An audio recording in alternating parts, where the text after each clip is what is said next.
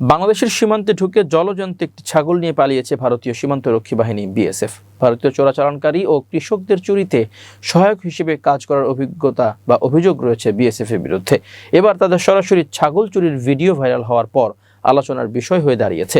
সম্প্রতি সামাজিক যোগাযোগ মাধ্যমে ছড়িয়ে পড়া এক ভিডিওতে দেখা যায় হেলমেট পরা ভারতীয় সীমান্তরক্ষী বাহিনী বিএসএফ এর 2 সদস্য বাংলাদেশ সীমান্তে ঢুকে লাঠি হাতে একটি কালো ছাগলকে ধরার চেষ্টা করছে।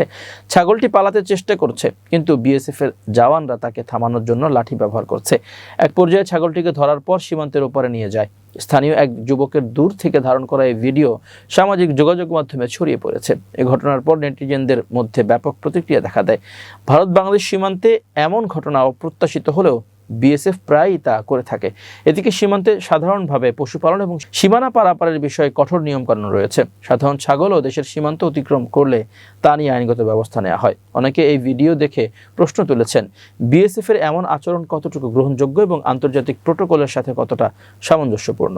ভিডিওটি বিভ্রান্তিকর হলেও এটি ভারত বাংলাদেশ সীমান্তের নিয়ন্ত্রণ ও আইন প্রয়োগ নিয়ে নতুন করে মনোযোগ সৃষ্টি করেছে।